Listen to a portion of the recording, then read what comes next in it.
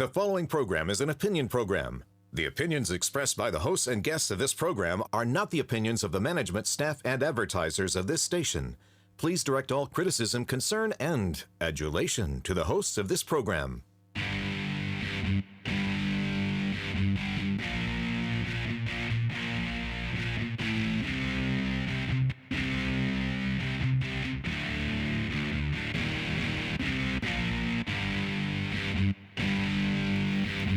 Welcome to Alabama Politics This Week. I am Dale Jackson. I'm a radio talk show host. You can hear my shows Monday through Friday from 5 to 9 a.m. on WVNN in Huntsville, and from 10 until 11, the fastest hour in radio on Talk 99.5 in Birmingham. And with me, as always, Mecca Music.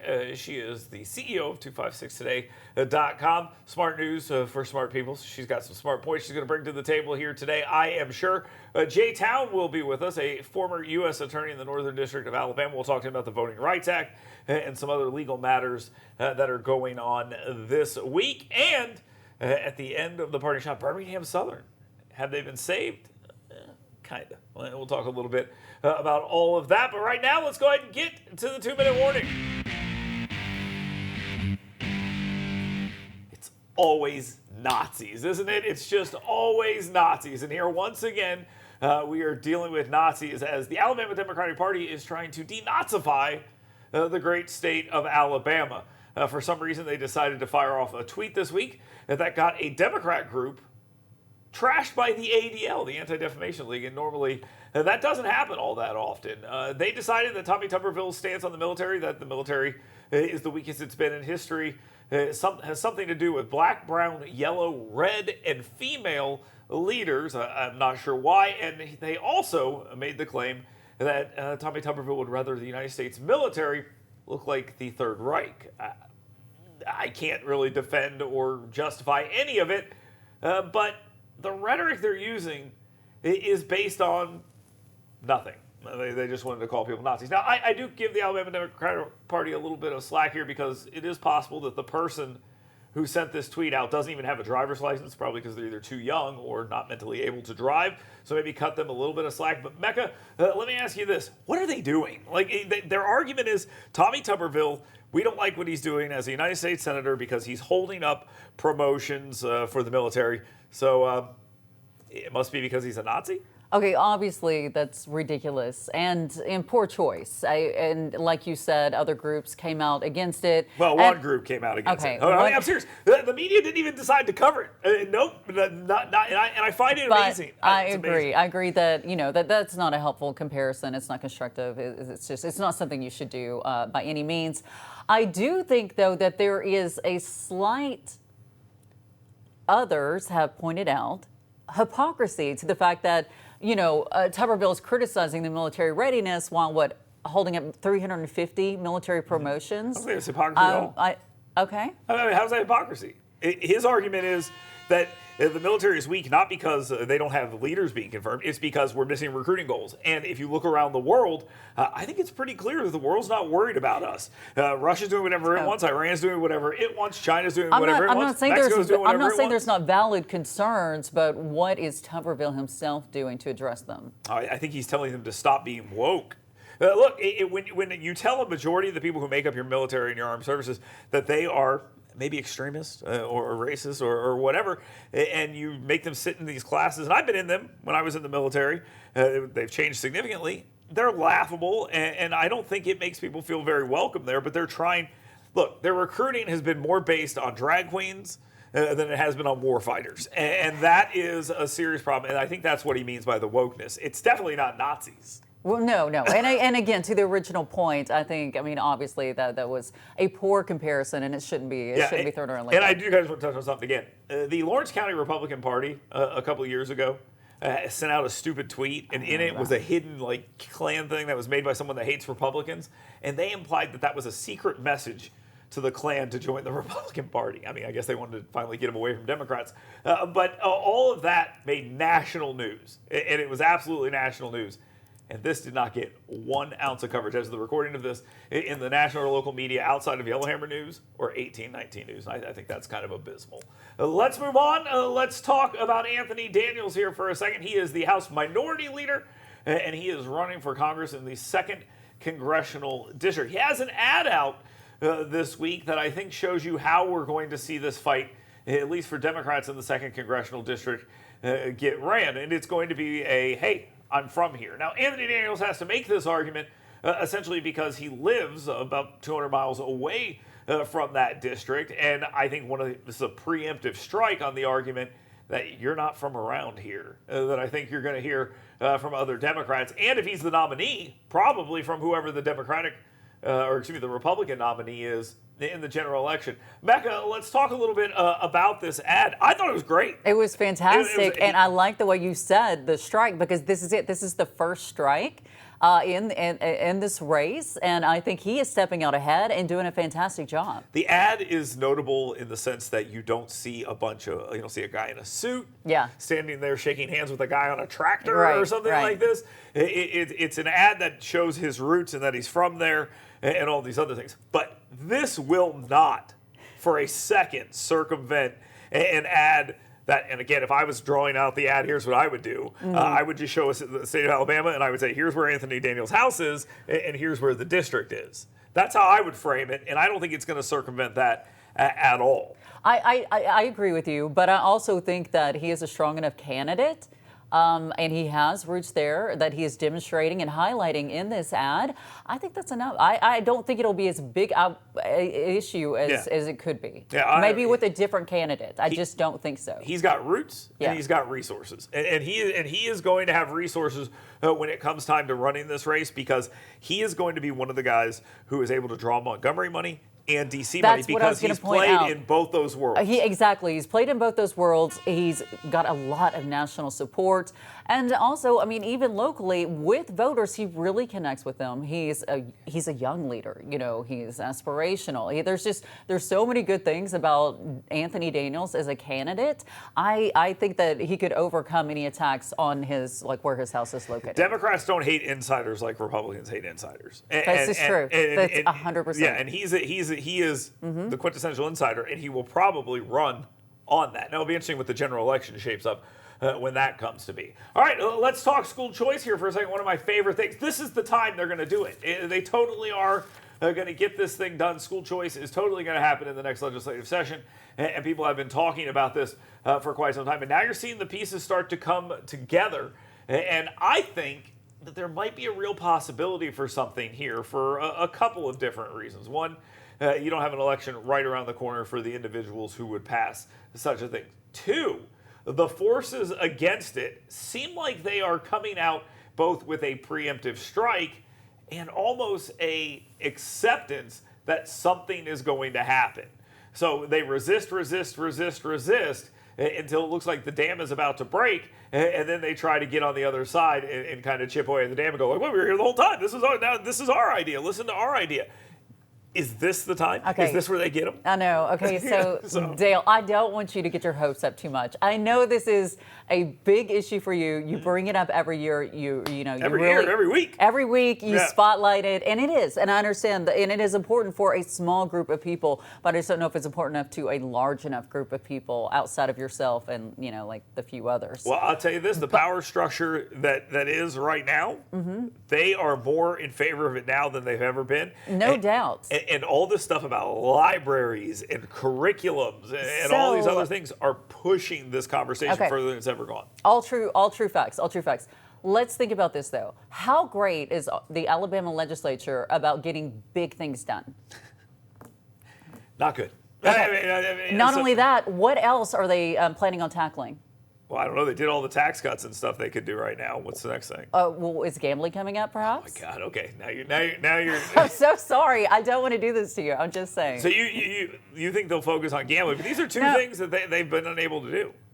Right. Both of them. So can they get both of them No. accomplished? No. So no. Is this one of those things where they attack both and do neither?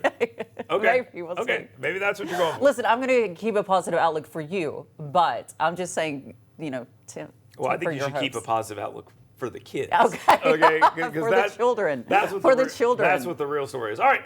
Let's move on. Let's talk about the presidential elections. I love the next two individuals. One, because it is almost hilariously pathetic to watch these two work. You have Joe Manchin, who's, according to the No Labels folks, and Doug Jones, Alabama's former United States Senator, never going to be Attorney General Doug Jones. He decided he did not like the idea that Joe Manchin is going to run under this No Labels group. If he does, will he get some real support and throw a monkey wrench in there? Where do people go? Liz Cheney, on the other hand, is sort of getting a lot of attention for a book she wrote. Why? Well, because it sounds like a high school girl wrote it, and she is drawing a lot of drama from inside the Republican Party and throwing it out there, while also saying, you know what I hate? Republicans. And then the anchors say, well, is she going to run for president as a Republican? And they go, I don't know. Maybe she is. Becca, both of these people are having serious problems inside their own political party. Yes. Joe Manchin and Liz Cheney. One of them is despised by their political party. Absolutely okay, despised. That's Liz Cheney. The other is kind of tolerated, and they're like, okay, you've lived up your usefulness. Off you go in Joe Manchin. Long shots or no shots? Well, okay, so I'd say Cheney no shot, but let's look at their specific goals, okay? Cheney's made it clear her only goal is to make sure Donald Trump is not elected president. Totally unique position that nobody else holds. So I would say, but with Manchin, I would say the message you would take away from him would be more, that moderate. Remember the Southern Dog Democrats and that whole, that kind of leader, kind of elected leader. Where are those Southern Dog Democrats? Right. I'll tell you where they were. They were dragged behind the barn and put down, Old Yeller style. I think that's kind of, he's highlighting that in that position. He's trying to unite the middle. Well, let me tell you something. It's not good. There's no middle. Okay, there's very little middle left at this point. You have Republicans. I know. Republicans who hate Republicans, and then you have Democrats and Democrats who will tolerate Democrats. I mean, those are your four factions right now. But we were comparing long shots or no shots. I would say Cheney no shot, Manchin. I think he has more of a shot. I think he is tolerated more so. Cheney's selling a book. Yeah. I mean, it's like a slam book. But I compare it to high school. How do you not love those Political Insider books? I think they're great. I have not read this one. Can I ask a question? Yeah. Honest question. Doesn't it strain credibility when someone like Liz Cheney goes, well, you realize why Kevin McCarthy went down to Mar-a-Lago? It was because Donald Trump was hungry or wouldn't eat or some nonsense. Yeah. Why wasn't she? I think he was eating too much. No. He wouldn't eat. Oh, okay. That's what's in the book. And the reason I ask it that way is, why wouldn't she say all this stuff when this was going on? Because it would A, give her credibility, and B, might have made a difference. So it looks like she's just trying to sell a book, which makes me question what she's saying. She's absolutely just trying to sell a book. I get that, but what I'm saying is, doesn't that make it seem like it's less than credible? I mean, if you're just trying to sell a book, that's fine. But if you have this information, you're in the limelight, and you hold all this stuff back, and then all of a sudden you sell a book and you dump it all out there. I mean, don't people question that? I don't know. Look at Britney Spears' it's biography. It's not like there was a lot of stuff that would that came out in the book. Liz Cheney was in the public eye. Yes. She could have gone and ordered lunch, and they'd be like, "Can you believe Liz Cheney ordered lunch? What's Trump's going to do about this? Anything." Instead, she said nothing about this and puts it in a book. I question it sometimes when I see that kind of stuff. So that's just me. We got a lot to get into. Jay Town with us next. He's a former U.S. attorney. Stay tuned.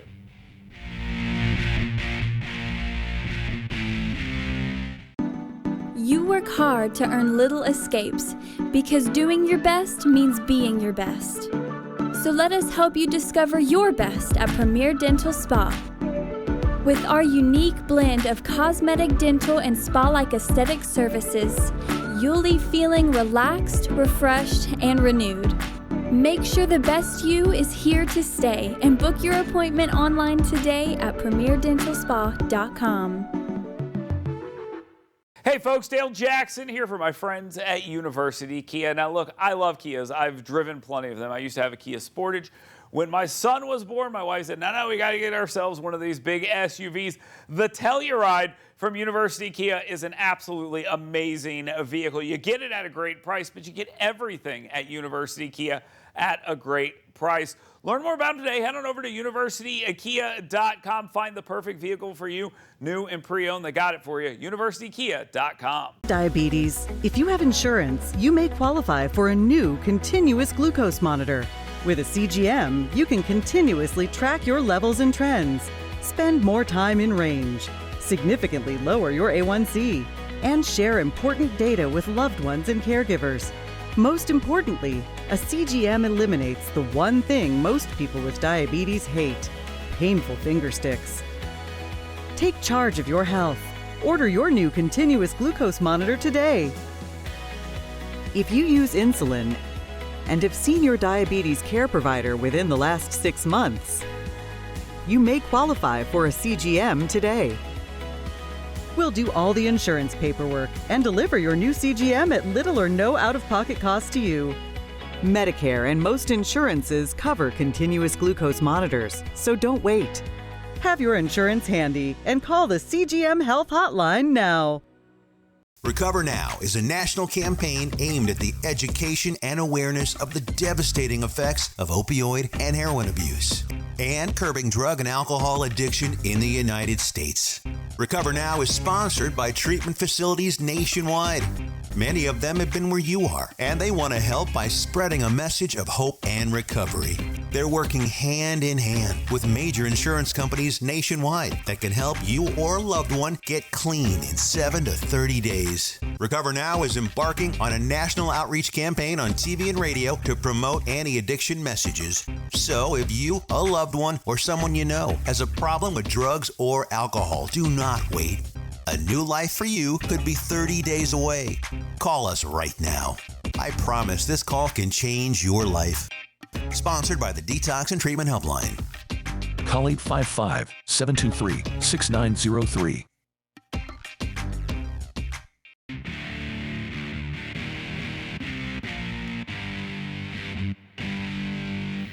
Welcome back to Alabama Politics. This week, I am Dale Jackson. With me, as always, Mecca Music.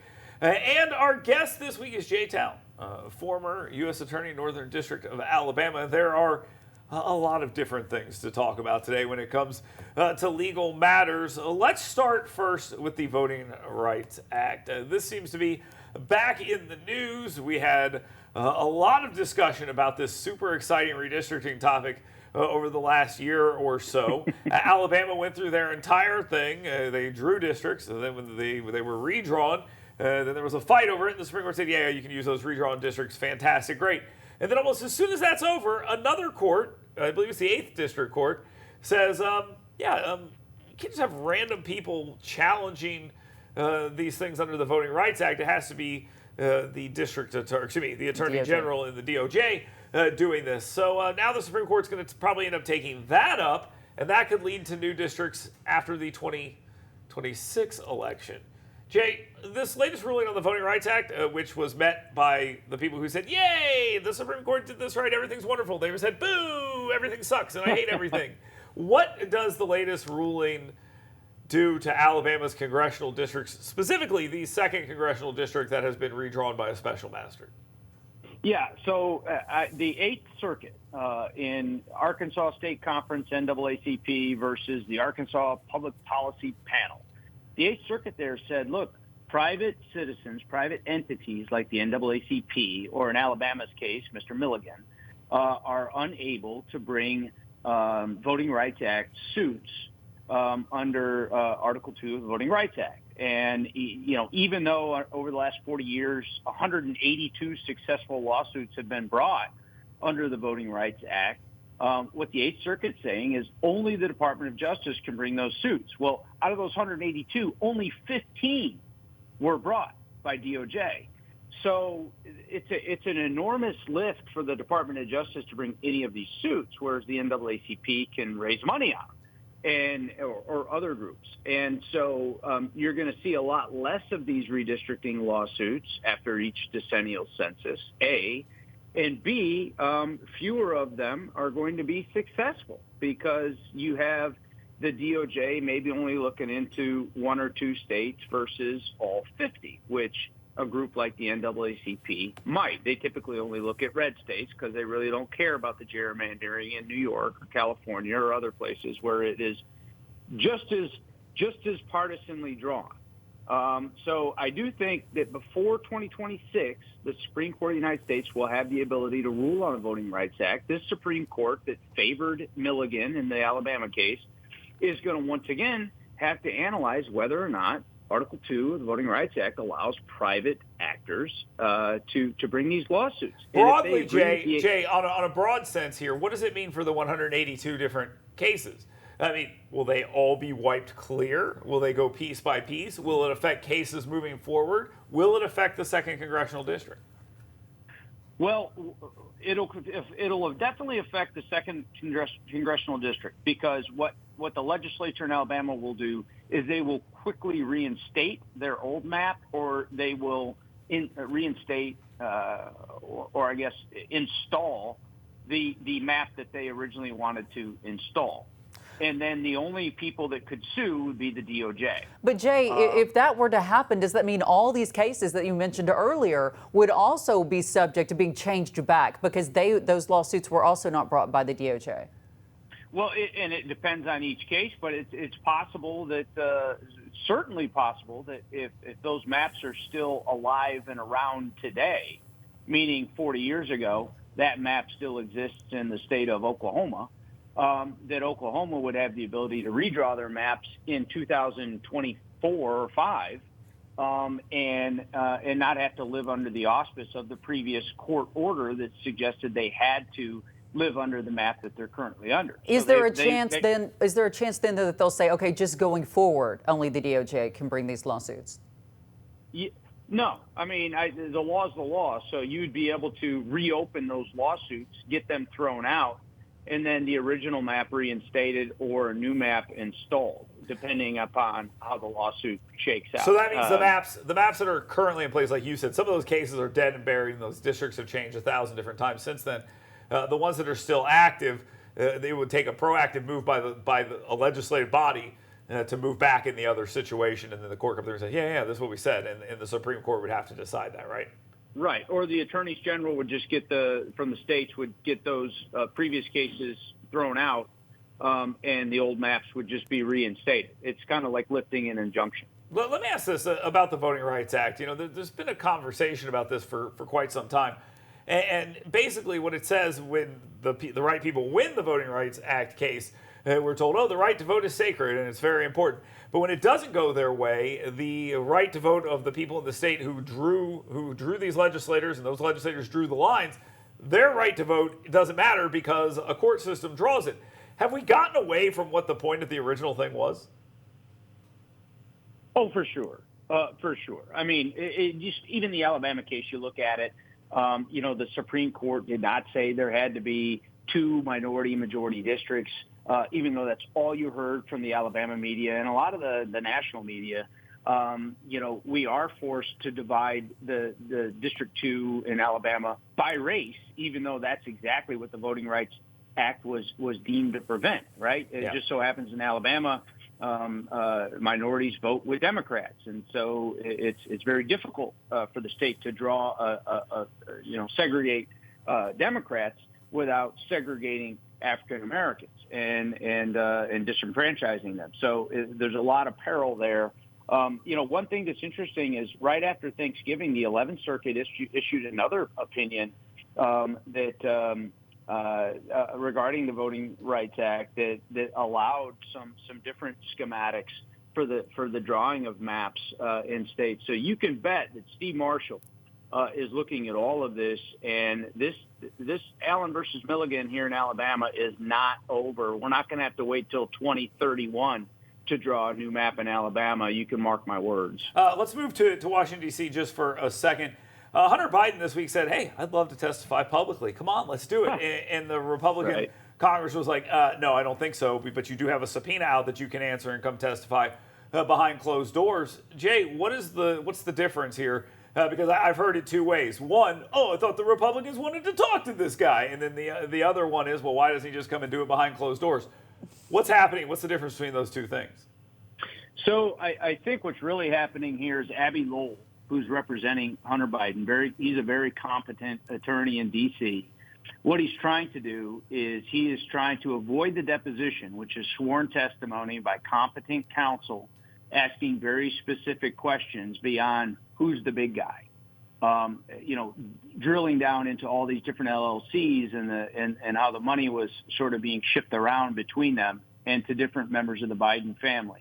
What his role was with CEFC and Burisma, and those types of questions. Whereas if it's in a congressional hearing, he can stall, he can prevaricate, he can claim the Fifth Amendment, his right to remain silent, and he's going to endure 4-minute speeches by congressmen anyway, followed by a question that he can run the clock out on. So of course that's what Abbe Lowell would like. The problem is he's under subpoena.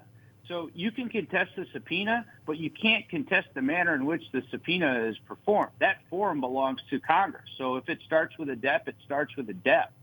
And so a lot of this is just show pony stuff. Yeah. And I guarantee you, if they say nope, he has to appear for a DEP before he appears in public, that then they will contest the subpoena. This is just all pro forma performance. Yeah, the difference is one would be behind closed doors with actual people who are going to get into the nuts and bolts of it. The other would be a question by a Republican followed by Democrats going, how did you get so dreamy? And why is this gargoyle asking you all these questions? I mean, it's amazing. So is that right, Jay? Oh, 100%. Okay. And frankly, he's going to be asked about a lot of information that would incriminate potentially himself. Yeah.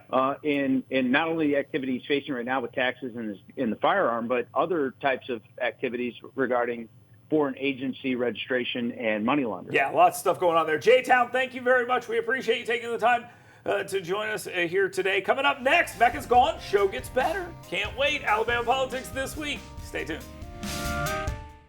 Want fun, safe, intelligent fitness programming? Want to build muscular strength, cardiovascular endurance, drastically improve range of motion and mobility, and learn proper nutrition to fuel your life with energy and emotional health?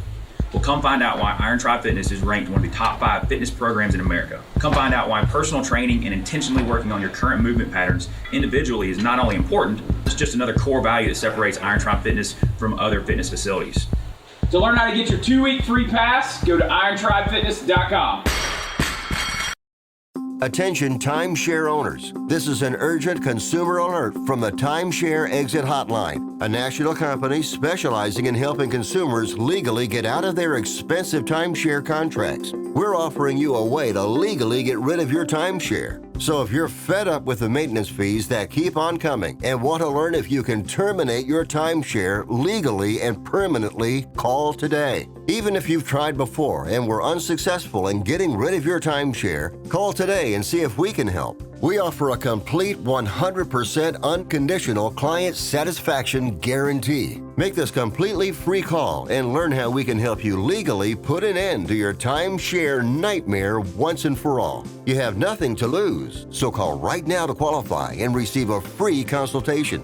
You can terminate your timeshare legally and permanently, but you've got to call now. Call the number on your screen today. It's a free call. Welcome back to Alabama Politics this week. I am Dale Jackson. Before we jump in to the party shot, let me tell you about my friends over there at Yellowhammer News. Go sign up for my email blast at yellowhammernews.com.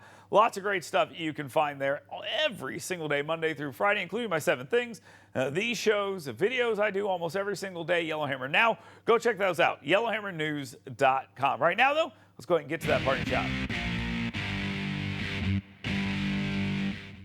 My party shot this week is directed at Birmingham Southern. See how simple this was? There is hope for you, after all, to stay in business. The governmental bodies surrounding Birmingham Southern, the ones that benefit to $70+ million every single year, those are the guys you should have gone to for some of the money in order to save your school. And they did just that. Birmingham offered them $5 million in loans. They obviously took them. 2 loans, $2.5 million each, backed up by campus property.